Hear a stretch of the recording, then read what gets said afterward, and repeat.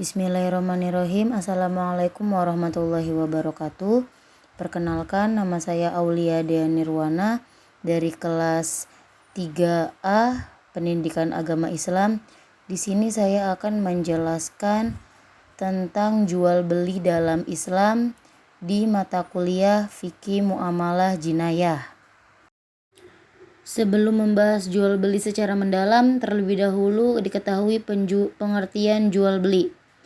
Di sini pengertian jual beli dalam istilah fikih disebut dengan al-bai', yang berarti menjual, mengganti, dan menukar sesuatu dengan sesuatu yang lain.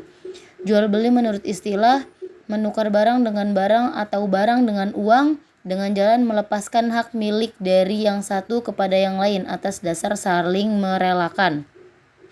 Jual beli menurut Syekh Muhammad Ibnu Qasim Al-Ghazi, menurut syara, pengertian jual beli yang paling tepat ialah memiliki sesuatu harta atau uang dengan mengganti sesuatu atas dasar izin syara, sekedar memiliki manfaatnya saja yang diperbolehkan syara untuk selamanya. Yang demikian itu harus dengan melalui pembayaran yang berupa uang. Dasar hukum jual beli. Dasar hukum jual beli sendiri di sini ada 4: Al-Quran, hadis, ijma, dan qiyas. Dan sebagaimana disebutkan dalam surat Al-Quran, surat Al-Baqarah ayat 275, yang artinya orang-orang yang makan atau mengambil riba tidak dapat berdiri, melainkan seperti berdirinya orang yang kemasukan syaitan lantaran tekanan atau penyakit gila. Keadaan mereka yang demikian itu adalah disebabkan mereka berkata atau berpendapat, sesungguhnya jual beli itu sama dengan riba, padahal Allah telah menghalalkan jual beli dan mengharamkan riba. Orang-orang yang telah sampai kepadanya larangan Tuhannya, lalu terus berhenti dari mengambil riba, maka baginya apa yang telah diambilnya dahulu sebelum datang larangan, dan urusan terserah kepada Allah. Orang yang kembali atau mengambil riba, maka orang itu adalah penghuni-penghuni neraka. Mereka kekal di dalamnya. Quran Surat Al-Baqarah ayat 275. Berdasarkan ayat tersebut dapat diambil pemahaman bahwa Allah telah menghalalkan jual beli kepada hamba-hambanya dengan baik dan melarang praktek jual beli yang mengandung riba. Ya, setelah mengetahui pengertian dan sumber hukum dari jual beli, di sini ada rukun jual beli. Yang pertama, adanya penjual dan pembeli, adanya barang, adanya akad atau ijab kabul. Saya akan menjelaskan satu persatu. Adanya penjual dan pembeli. Nah, syarat keduanya ini harus beragama Islam. Kemudian berakal. Maksudnya berakal di sini adalah orang yang dapat membedakan atau memilih mana yang terbaik dan mana yang terburuk untuk dirinya sendiri. Kemudian dengan kehendaknya sendiri. Maksudnya itu bahwa dalam melakukan perbuatan jual beli tidak ada paksaan sama sekali. Kemudian balik. Ya, balik ini atau telah dewasa. Ya, telah dewasa. Kemudian yang terakhir, yang kelima, keduanya tidak mubazir. Yang dimaksud dengan keduanya tidak mubazir itu, para pihak yang mengikatkan diri dalam perjanjian jual beli ini bukanlah manusia yang boros atau mubazir. Kemudian adanya barang. Ya, syaratnya barang, bersih barangnya. Maksudnya bersih barangnya di sini adalah barang yang diperjualbelikan ini bukan benda yang dalam keadaan benda najis, ya, atau termasuk golongan benda haram, benda yang diharamkan. Kemudian yang kedua, bendanya dapat dimanfaatkan. Maksudnya yaitu barang yang diperjualbelikan harus ada manfaatnya, sehingga tidak boleh memperjualbelikan barang-barang yang tidak bermanfaat. Kemudian yang ketiga, milik orang yang melakukan akad. Maksudnya bahwa orang yang melakukan perjanjian jual beli atas sesuatu barang adalah pilihan sah barang tersebut dan atau telah mendapat izin dari pemilik sah barang tersebut. Yang keempat itu ada barangnya jelas, ya. Maksudnya jelas di sini antara pembeli dan penjual. Jadi pembelinya ini tahu barangnya itu jelas, zatnya, bentuknya tahu, sifatnya, harganya gitu. Sehingga tidak terjadi kekecewaan di antara kedua belah pihak. Kemudian yang terakhir ada akad, ya. Akad atau ijab kabul. Nah, syaratnya mengucapkan dalam akad merupakan salah satu cara lain yang dapat ditempuh dalam mengadakan akad. Tetapi ada juga dengan cara lain yang dapat menggambarkan kehendak untuk berakad. Para ulama menerangkan beberapa cara ditempuh dalam akad, di antaranya itu satu dengan cara tulisan. Ya, maksudnya dengan cara tulisan di sini itu misalnya ketika dua orang yang terjadi transaksi jual beli terjadi transaksi antara dua orang jual beli yang berjauhan, maka ijab kabul dengan cara tulisan ya atau kitbah maaf. Kemudian dengan cara isyarat yang kedua. Nah, bagi orang yang tidak dapat melakukan akad jual beli dengan cara ucapan atau tulisan ya, kalau nggak bisa dengan cara ucapan atau tulisan ini boleh menggunakan isyarat. Nah, kemudian yang ketiga dengan cara ta'ahi atau saling memberi. Misalnya, seseorang melakukan pemberian kepada orang lain dan orang yang diberi tersebut memberikan imbalan kepada orang yang memberinya tanpa ditentukan besar imbalannya. Nah, kemudian yang terakhir adalah dengan cara lisan al-hal. Nah, menurut sebagian ulama mengatakan apabila seseorang meninggalkan barang-barang di hadapan orang lain, kemudian orang itu pergi, dan orang yang ditinggali barang-barang itu berdiam diri saja, hal itu dipandang telah ada akad atau titipan antara orang yang meletakkan barang titipan dengan jalan dalalah al-hal. Nah, dengan demikian akad ialah ikatan kata antara penjual dan pembeli.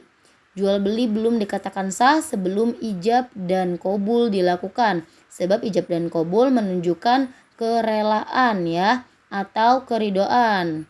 Oke, nah ijab qabul sendiri di sini kan boleh dilakukan dengan lisan atau tulis, perkataan atau perbuatan, yaitu saling memberi ya. Nah, sekarang macam-macam jual beli. Macam-macam jual beli dalam Islam dapat dilihat pada dua sudut pandang, yaitu dari kacamata hukum Islam dan dari kacamata barang yang diperjualbelikan. Jual beli yang sah menurut hukum Islam dan jual beli yang batal menurut hukum Islam. Nah, kalau jual beli yang sah adalah jual beli yang sesuai dengan syarat dan rukunnya. Nah, kemudian jual beli atau bisnis yang dapat dibatalkan menurut hukum Islam yaitu yang pertama jual beli barang yang diharamkan ya. Jadi kalau misalkan kita nggak tahu barang itu haram, nah kita boleh membatalkan barang itu ya. Kemudian jual beli sperma ya, sperma hewan.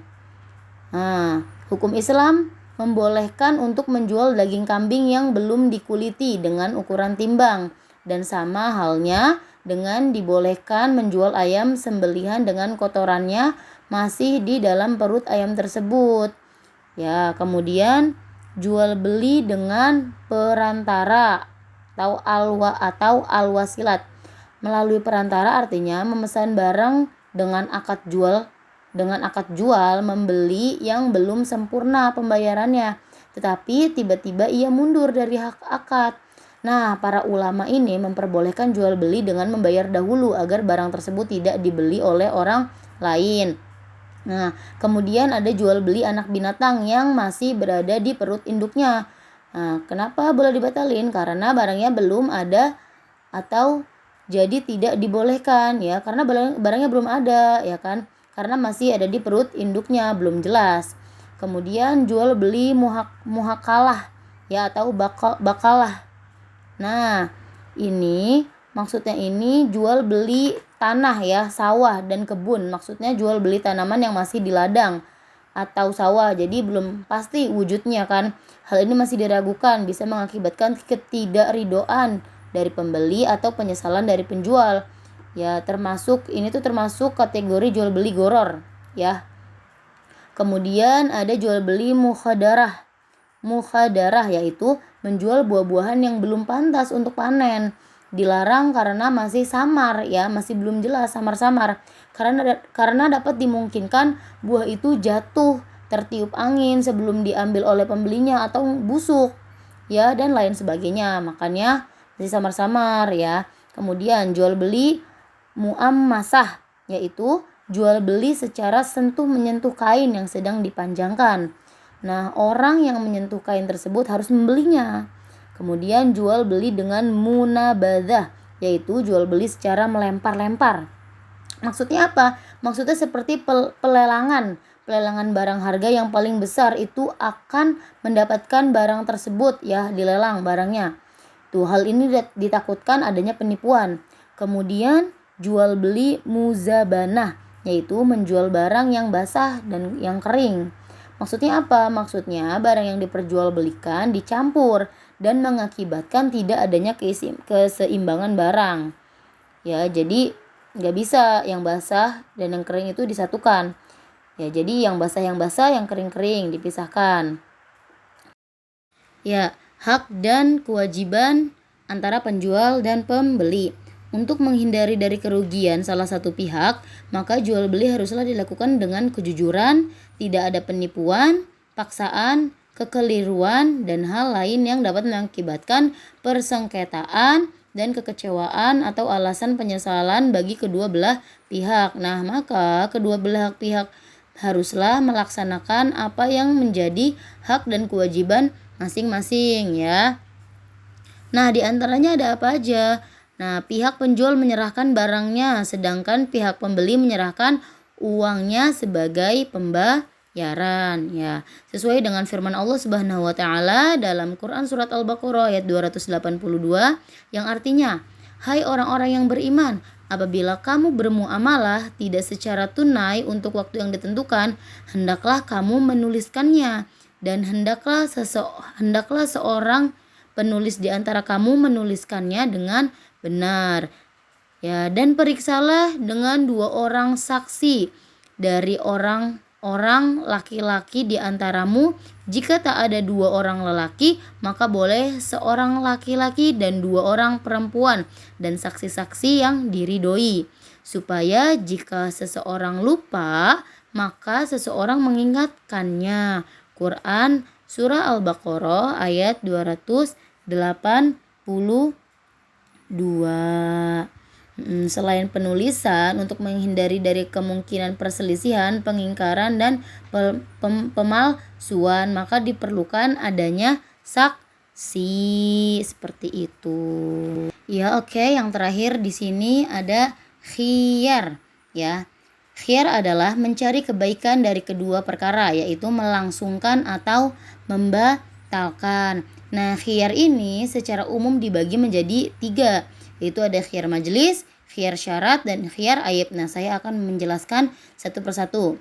Ya, khiyar majelis, antara penjual dan pembeli boleh memilih akan melanjutkan jual beli atau membatalkannya saat transaksi masih berlangsung di tempat transaksi. Nah, apabila akad dalam jual beli telah dilaksanakan oleh pihak penjual dan pembeli, maka kedua belah pihak boleh meneruskan atau membatalkan selama keduanya masih berada di tempat akad. Nah, khiyar majelis ini dinyatakan gugur apabila dibatalkan penjual dan pembeli setelah akad. Apabila salah satu dari keduanya membatalkan, maka khiyar yang lain masih berlaku, dan khiyar terputus apabila salah satu dari keduanya telah meninggal dunia. Kemudian yang kedua ada khiyar syarat. Nah, khiyar syarat yaitu penjual dan pembeli di dalamnya disyaratkan sesuatu boleh penjual maupun beli ya. Misalnya pakaian jika cocok atau pas dipakai dibeli, kalau tidak pas atau tidak cocok boleh dikembalikan. Ya, dalam penjualan yang di dalamnya disyaratkan sesuatu yang baik oleh penjual maupun pembeli. Nah, kemudian yang terakhir, yang ketiga ada khiyar aib ya. Dalam jual beli ini disyaratkan kesempurnaan benda-benda yang dijual belikan. Ya, misalnya jika kita membeli kerudung 1 kodi ternyata sampai rumah ada yang cacat, boleh dikembalikan. Ya, khiyar aib atau cacat yaitu apabila barang yang telah dibeli ternyata ada kerusakan atau cacat sehingga pembeli berhak mengembalikan barang tersebut kepada penjual ya. Karena itu kan hak dari pembeli ya. hak yang dimiliki oleh salah seorang dari akidain ya untuk membatalkan akad atau tetap melangsungkannya ketika menemukan cacat pada objek akad ya atau barang di mana pihak lain tidak memberitahukannya pada saat akad tersebut. Ya, alhamdulillah telah selesai penjelasan singkat dari saya mengenai jual beli dalam Islam di mata kuliah Fikih Muamalah Jinayah. Semoga penjelasan saya yang singkat ini bermanfaat. Kurang lebihnya mohon maaf. Syukron. Wassalamualaikum warahmatullahi wabarakatuh.